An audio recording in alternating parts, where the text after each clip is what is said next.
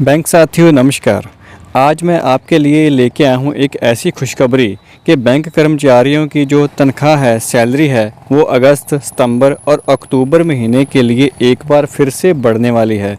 और इसका इफ़ेक्ट है डीए में इंक्रीज़। डीए के जो स्लैब आ रहे हैं उनमें हम आज की बात करेंगे expected DA in the month of the August, September and October, क्योंकि government of India, ministry of labour and employment labour bureau की तरफ से मई 2021 का जो सीपीआई इंडेक्स फिगर्स है वो जारी कर दिए गए हैं।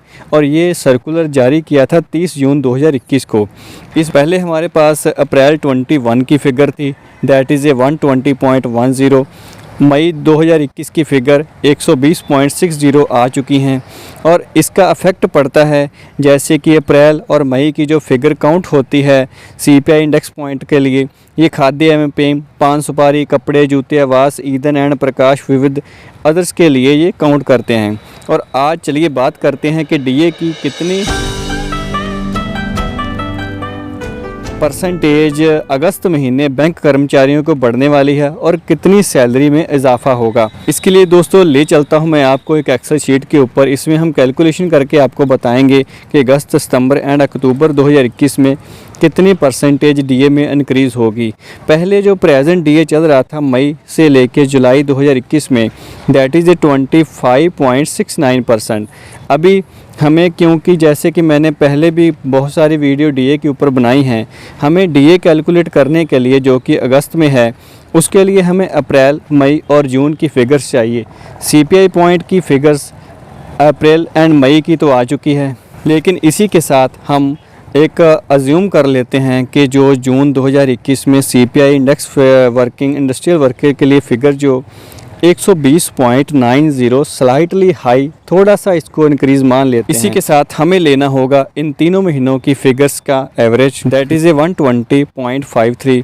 इसके बाद हमें इसको कन्वर्ट करने के लिए ईयर 2001, 1980 एंड 1960 के लिए कन्वर्शन फैक्टर चाहिए, जो कि आपको मैं स्क्रीन के ऊपर भी दिखा रहा हूँ। 2.88, 4.93 एंड 4.63। इन तीनों के साथ इसको मल्टीप्लाई करेंगे। मल्टीप्लाई करने के बाद हमें जो फिगर्स आएगी 79.23.69, इसको हम राउंड अबाउट कर देते हैं, 7924 कर देते हैं। इसको करने के बाद, क्योंकि हमें पता है कि 6352 पॉइंट पहले से ही मर्ज हो चुके हैं 11th बाइपार्टाइट सेटलमेंट जब साइन हुई थी, उसके लिए हम इसको माइनस कर देंगे जो अभी हमने राउंड अबाउट की है फिगर। नेक्स्ट हमारे पास बचेंगे 1572 पॉइंट। एक स्लैब बनाने के लिए हमें 4 पॉइंट से इसको डिवाइड करते हैं और ये डिवाइड करने के बाद हमारे पास फिगर आएगी 393।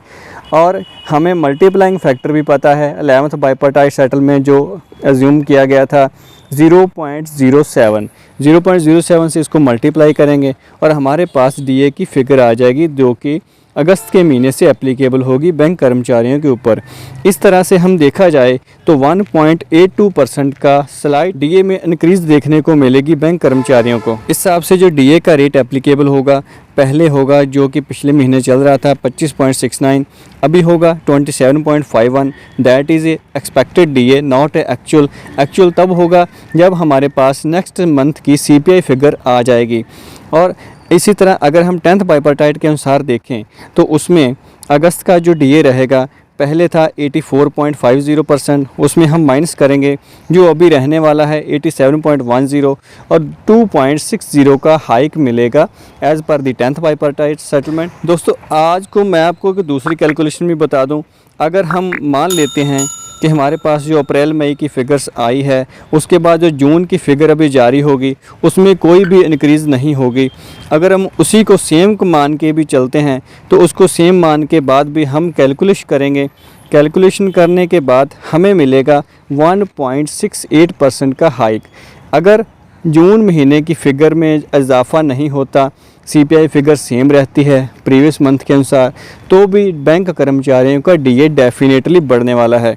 और जब फिगर ये लॉन्च होगी उस टाइम हम आपके लिए जो एक्चुअल डीए की फ़िगर की कैलकुलेशन दोबारा लेके आएंगे।